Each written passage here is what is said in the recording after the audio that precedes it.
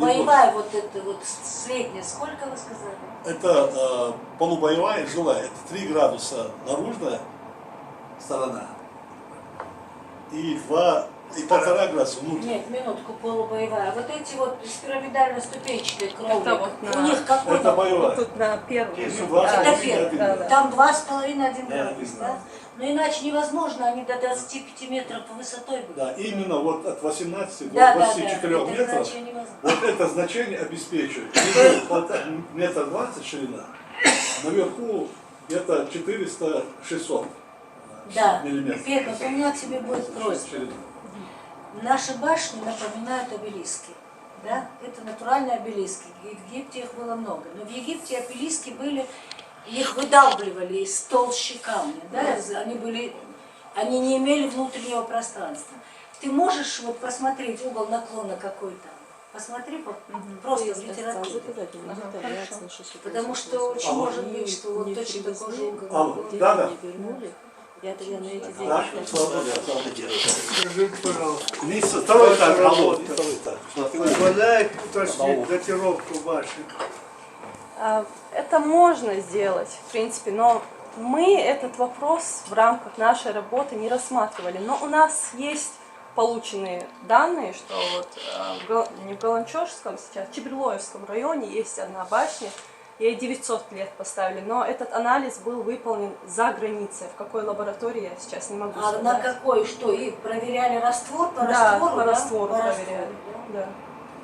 Хаджи Хазина, у них была задача другая, но если исследовать раствор, то тоже можно. Можно по раствору. Это будет даже точнее, чем по органике, потому что органика, она была, Азамат, слушай меня, органика могла быть введена в результате ремонтов поздних, да?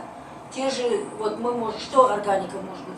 Дерево, например, да? Оно могло появиться, а вот раствор, он может быть изначальным. Но есть еще одна методика, Да. которая, тоже я как раз на этом совещании Да, мы пытались так защититься Азаматом. Наши Дело в том, что нам вот эти ничего все не башни, удалось. которые строились, да, люди, исследовать культурный слой, потому что археологи очень хорошо могут датировать вот эту всю посуду, гвозди, все, что там возможно. А сейчас они просто-напросто все это вычищается, Да, почувствуют. катастрофа. И самое, что интересно, это вот эти некрополи, которые привязаны к этим башенным комплексам. Потому что строители этих башен, их там в другое село хоронить там не уносили. Там же похоронены. И по этим погребениям, то есть можно было бы датировать. Какое-то время заместитель директора по науке и хорошо знаю, что нам конкретно существующая официальная идеология запрещала углубляться в древность. И говорили, вот мы единственное, что мы добились, то Хаджи Ахмедович, вот сидящий здесь, он только пошел в 13-14 век, и татаро-монгольский этап он рассмотрел. И это вы рассмотреть, гениальность, поэтому у нас память историческая, она очень ограничена. И вот наша молодежь современная, я вот впервые по своей инициативе ввел в наш университет учебную дисциплину, которая называется «Чеченская традиционная культура и этика». И там вот я ввел один раздел, который называется «Этногенез и этническая история чеченцев». Это концепт, вернее, вот этот раздел, она в основном базируется на учениях и на исследованиях нашего Тесаева, ну и других исследований. Я хочу сказать, что вот эта наша молодежь, молодое поколение, оно очень нуждается вот в знаниях своей истории. Более того, у нее есть потребность в этих знаниях, она рвется, не все, конечно, но у них есть какое-то обостренное чувство вот этой этнической идентичности. Вот кто мы? Ведь мы же не только, мы не стыдиться должны нашей истории, гордиться, а для этого мы должны знать вот эту историю. И вот сегодня этот наш семинар, настолько актуально, мы даже, может быть, и глубоко и не осознали, насколько это и актуальный семинар. Это первый аспект актуальности этого семинара. И второй, вот Тамара Дарьевна, вы вот хорошую мысль сегодня здесь озвучили, и эта мысль заключается в том, что вот эти важные концепции, пусть они будут и гипотетические, да, гипотезы, да, но и каким-то образом вот, какую-то концепцию, да, их сформировать. и в доступной форме для нашей молодежи их каким-то образом изложить в виде или брошюр, или еще в каком-то виде. Для того, чтобы эти брошюры, эти, может быть, очень краткие изложения вот этих важных мыслей, оно дошло до наших школ, до 5 класса, 6 класса. Надо эту молодежь надо зажечь. Вот в спорте есть такая... Это постепенно будет, да. Такая закономерность, если хоккеист в 5 лет не стал на коньки, из него классный хоккеист не получится. Если изначально мы этой молодежи не дадим эти идеи, не зажгем их, не возбудим их, так, они потом уже дальше не идут. Тем более наша молодежь имеет клиповое мышление, да, как мы с вами говорим. Да, Им большие трактаты они не читают. А вот в доступной форме, как сегодня это очень удачно делает наш Тесаев, вы знаете, моя вся молодежь, вот у меня об этом говорят, вот прилипли вот к этому Тесаеву, да, и его слушать. Пусть прилипает. Поэтому я хотел сказать, что вот то, что сегодня вы делаете, великое дело, я об этом студентам буду говорить. Второе, не ограничиться лишь только тем, что мы здесь поговорили, и я знаю, что не ограничиться, но чтобы это вылили вот эти краткие брошюры, которые может молодежь читать. Я схватила, да, за эту оценку, но, конечно, это надо будет сделать, но вы, наверное, помните, все, что самое трудное, это написать достоверно и популярно. Это самое трудное. Это самое трудное. Вот сейчас надо сформировать концепции. Значит, первое, хочу задать вопрос вам. Вот, считаете ли вы благом вот этот семинар? Будем, хотите, потому что это очень важно. Я не бог весь какой организатор, и призывать людей все время хотите, не да, раньше, больше. Я понимаю, что первый семинар, и уже все-таки какой-то у нас интерес появился.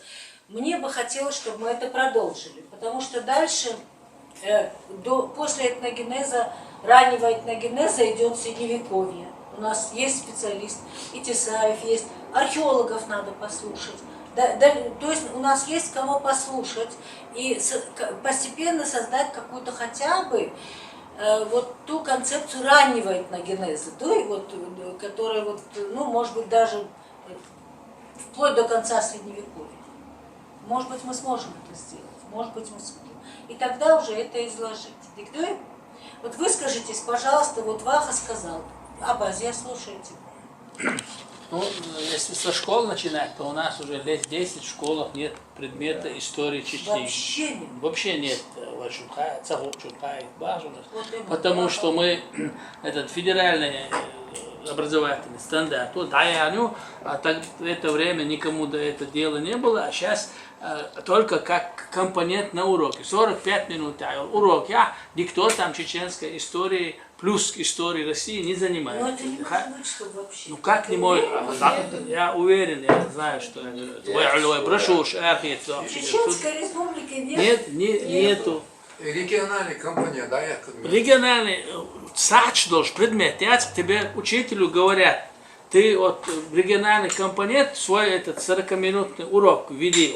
Это, допустим, 19 века, реформа Александра, там, условно, первого Ячхана, он тебя не стоит про это, не рассказывает про кого. Ну, нет предмета истории чеченского народа, и все этот вопрос.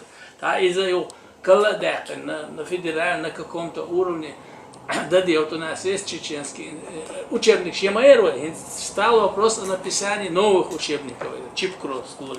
Но пока поговорили, разошлись пытаться, а где их адаптировать, отцу надо дышать, тоже надо думать.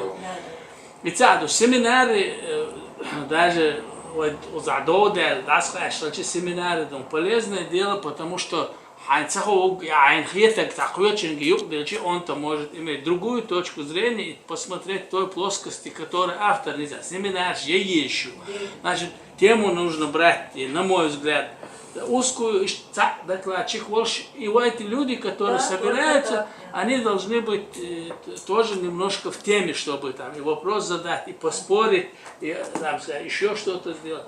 Так, цанги хума дикую бо но на мой взгляд вот такого фрагментарный специальный швой по этногенезу, но вот такое, чтобы كل الجينر دون ده يواتسا وحالها язина ватсо это очень тяжелая задача. Это вот как сейчас мы говорим, значит, 5000 лет, 15 тысяч лет, палеолит, таитич, дуалич, университет, археолог, ват бабеш, беш археолог, миру уйош. Ну, حياتك بابش عنصر. Ну, Сулхан, я лекции долгие чтига. Я ее до лекции всех убегаю. قي دقهم شنو Как археолога вообще нет. археолога А как Муса куда делся? Муса дома, Муса уволился, все. А Муса وقع خلشي дома, ему трудно все это. أسمع يدقوا أسمع المسألة جنبولات غولани бы решить целый семинар обидеться, решить тело проблем. Понимаете, что через него, через главу республики, чтобы федеральный скажем, урок шелита мы его хоза. Да, конечно. А семинар шауэ хотя бы раз в месяц обязательно я езжу. Можно сам еще 2 раза идти дух это дошвать, но у нас должны быть люди, которые Надо готовиться к себе. да, готовятся, да, и участники тоже должны готовиться. Да, заранее знать тему. Знать тему. Да. И не обязательно чрезмерно узким кругом. Пусть это немножко будет, скажем, дискуссии хилит хаус. А есть сейчас прекрасная возможность, больше там час 20 часов я уже на вот так хотя мы можем спокойно через онлайн, скажем, помогу это люди, которые там. وده عايز امين وين شغل يقولوا هم он догадывает, что тогда ведет какие-то записи, у него бывают какие-то даже источники. تخيل تعاون условно تغنم تعنا دوش خيط خداتي хотя طيب пришло дальше ويرتع مستقبل от خينا عاش от نار خاق это عايز بين بوتسن يقدك دو что хочу зим эра долж гошит это мы уже друг друга не читаем, я уже не говорю там про другие вещи. Хотя бы семинар дикум я цехну. Тамара, да, я могу еще полминуты. Да, конечно. Вот такие вот семинары, конечно, это очень актуально, важно среди специалистов проводить. Но если бы они проводились в высшем учебном заведении, например, ЧГУ, вот в вашем присутствии, военнящие были, чтобы хотя бы старшекурсники, скажем, присутствовали здесь, желающие, конечно. Или в нашем пединституте есть старшекурсники, пусть они просто сидят, слушают, не просто выступают. Хотя ради вообще и то